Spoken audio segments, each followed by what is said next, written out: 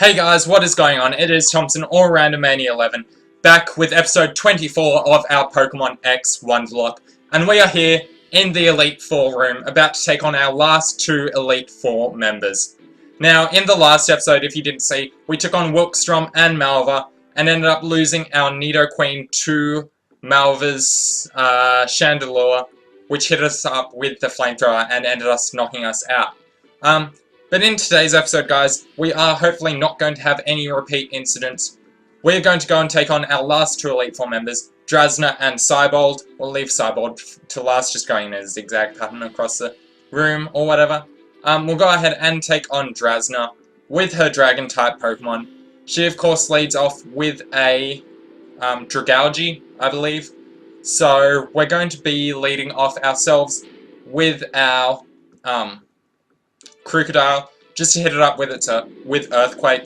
I was going to lead off with Gardevoir, but I wasn't confident on Psychic being able to take it out, just because of Dragalge's, 123 base special defense or something. So we should be able to hit it up with a stronger Earthquake from Crocodile, but otherwise we should be able to sweep through Drasna just with our Gardevoir, that's what I was looking for. So here we are, taking on Drasna. Oh, hello. Oh, goodness, hello to you. Welcome, welcome, come in. You must be a strong trainer. Yes, quite strong indeed. That's just wonderful news. Facing opponents like you and your team will make my Pokemon grow like weeds. So Drasna, a bit of a weird, older Elite Four member, but I mean, she does have some quite unique Pokemon with her Dragon-type Pokemon.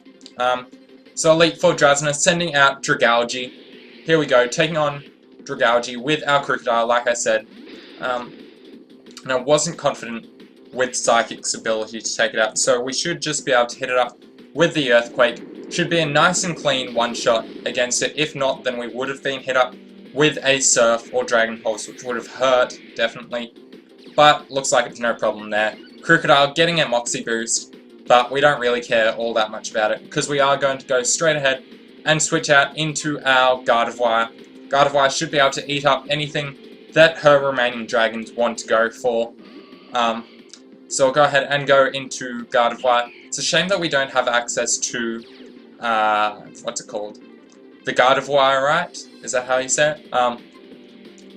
Because then we could also Mega Evolve our Gardevoir, but unfortunately we can't get it until after we defeat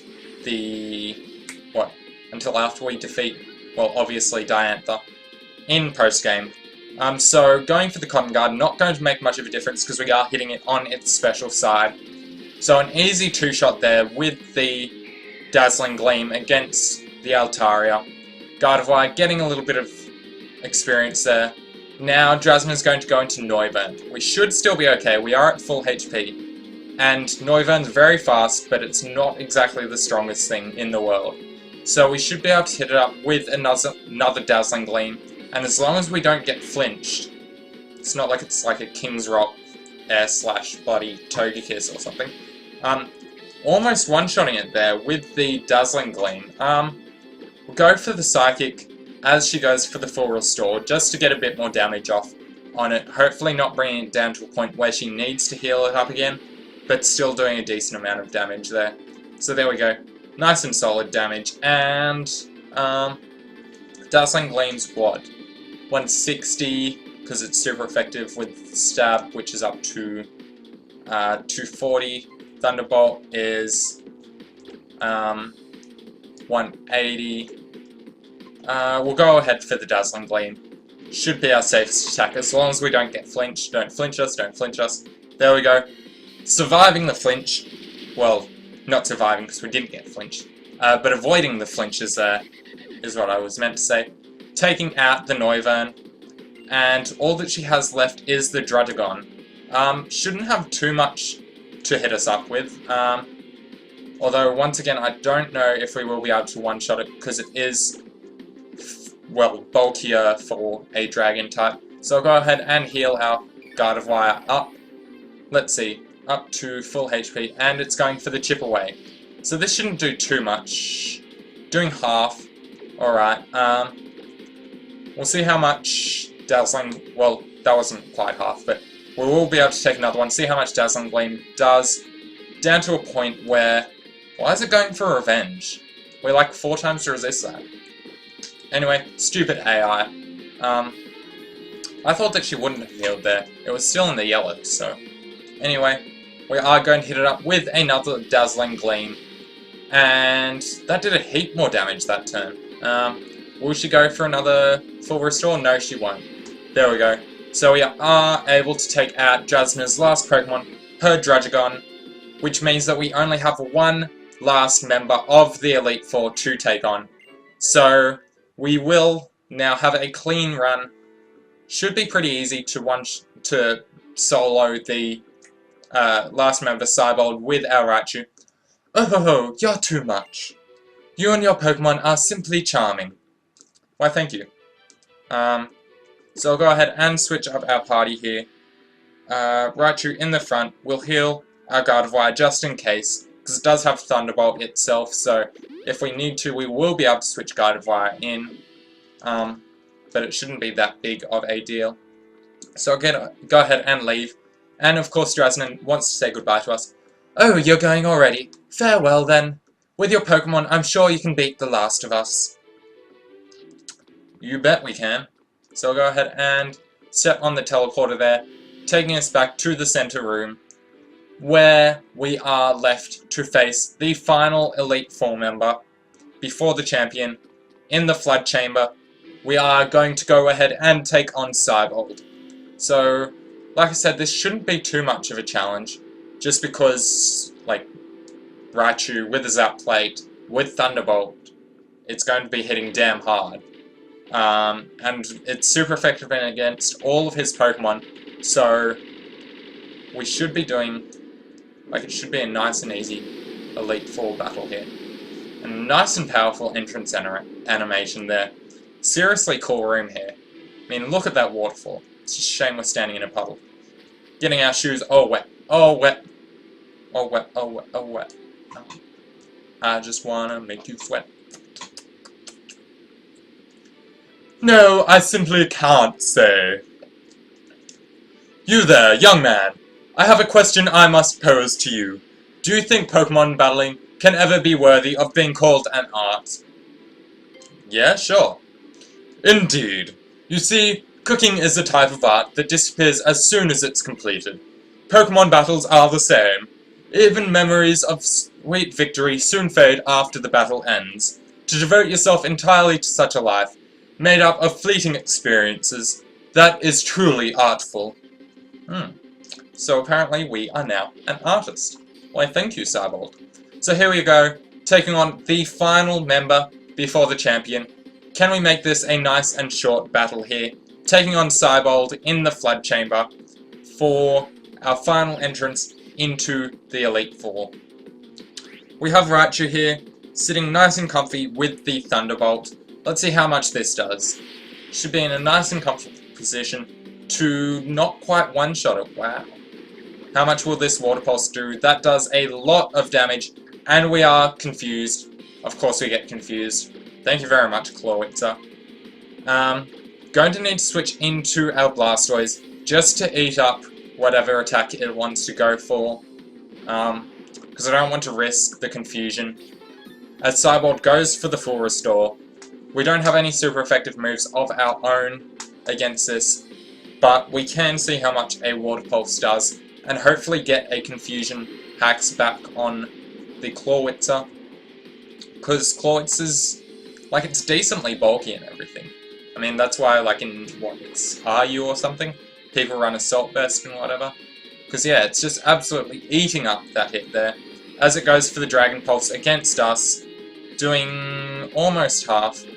Although we should be able to eat up another hit before we need to heal. So we'll go ahead and go for another Water Pulse. Down to the low half on the Clawitzer. Which means if we heal up, as long as it doesn't get a crit, if we lose this fucking Elite Four match to a crit, I am going to quit. To a crit, I will quit. Bit of a tongue twister. So going for another Dragon Pulse. We should be able to get another hit off on it. which means we'll hit with Water Pulse, then we'll need to heal up again, and then, unless we get a crit of our own, in which case he's going to heal up next turn, of course. So, we'll get a bit of early damage off on it, hopefully with this Water Pulse, before healing ourselves up once again, and this is a really stally battle so far. Heal up. So it's used 2 full restores on this Clawitzer, which means I don't think he's going to be likely to use any more on it, any more in the battle. Because did they use 2 or 3? I'm not entirely sure. We can go ahead and hit it up with another Water Pulse. I guess here is where Hydro Pump would come in handy, but we'd likely have ended up missing a hit by this point in time. And another Dragon Pulse, and no crit once again. Thank you very much, we're eating it up. Going for another Half Potion, we've used, what, like 10 I think? I think we had 23 Half Potions by the time we ended here. It's now going for the Dark Pulse. Getting a crit there. Good thing we did heal up, that would have definitely taken us out if we hadn't. And now going for the Dark Pulse. At least we outspeed it so we won't get flinched. Wonder why it's switching up between Dragon Pulse and Dark Pulse. That's quite odd. But we'll be able to Water Pulse it here, and then, as long as we don't get another crit, there we go, bring it down to a point where we will be able to kill it with the next Water Pulse, as long as it doesn't crit us there, and Water Pulse will be able to take out this Clawitzer. Bit of a close one there, getting the first turn confusion on that Water Pulse, Mega Launcher boosted Water Pulse, of course, against our Raichu. Raichu growing to level 61. Going to send in Gyarados. This should be a nice and easy kill for our Raichu. We should easily be able to outspeed it. 4 times super effective move in Thunderbolt. Easily taking out this Gyarados, I would say. So here we go. Gyarados is Intimidate. We don't give a damn about, because we are a special attacking Raichu. I mean, if the Pikachu that we got had Volt Tackle or something, that'd be pretty cool to run. But we are just running a straight special attacking Raichu there. So easily taking it out in 1 hit. Now he's going to send in a Barbaracle. We do have the Grass Knot. We do have the, what's it called? Thunderbolt. Grass Knot is 4 times super effective. And it's 4 times super effective, but I don't know what base power it is. I think that should still be our safest one to go for, doing the most damage against it, I would think. And no, it didn't quite take it out, and that is the end of our Raichu. So, losing 2 of our Pokemon so far, not a great ratio for us at this point in time. Which means that if we can avoid losing any of our other Pokemon, we will need to take on Diantha with only 3 Pokemon, so not the best chances there, but I mean, we're going to need to make do. We are able to take out the Barbaracle there, which leaves, what? Up to level 61 for Gardevoir. Excellent. Going to send in Starmie. This is probably our best shot with the Thunderbolt. So if we can hit this up with a Thunderbolt once again, going for the light screen, of course. So it's going to easily be able to eat up this Thunderbolt now. And I don't want to switch in our only physical attacker, our Crocodile, on a Starmie. I mean, why would you? When it's going for Surf, of course. So we can eat up that Surf there. Not going to be a 2-hit KO, whereas we will be able to take Starmie out with the next hit. Going for the Surf. Can we eat that up? Yes, we can, on 28 HP. Taking Starmie out, meaning that we lost 2 Pokemon in 4 Elite Four members, which means that it's not exactly the greatest ratio against Diantha now. We're basically facing her with half a team against the champion of the fucking league, so... Wait, what is this guy's voice? Devote yourself entirely, so that even that which will fade and disappear is ingrained forever upon your heart and mind. That is the only fate for any human. You have drawn forth the strength of Pokemon, with your own particular style and method. And now you can challenge the champion. So there we go, guys. We did end up taking on the entire Elite Four. We are now up to the final stage in this Wonderlocke, which is, of course, taking on Champion Diantha. We'll go ahead and step into this room, have a look at the portal that will take us up to our final battle, well, close to final battle, of the series. Sitting in the champion's chair there, not that we're actually the champion yet. But if you guys did enjoy today's episode, taking on the last two members of the Elite Four, make sure you go ahead and leave a like, leave a comment, and subscribe to the channel to see our final episode next up tomorrow, where we take on Diantha for the title of Kalos League Champion. This series is coming to a close very soon. I hope to see you guys all later with the next episode, and I hope you all enjoyed. Goodbye.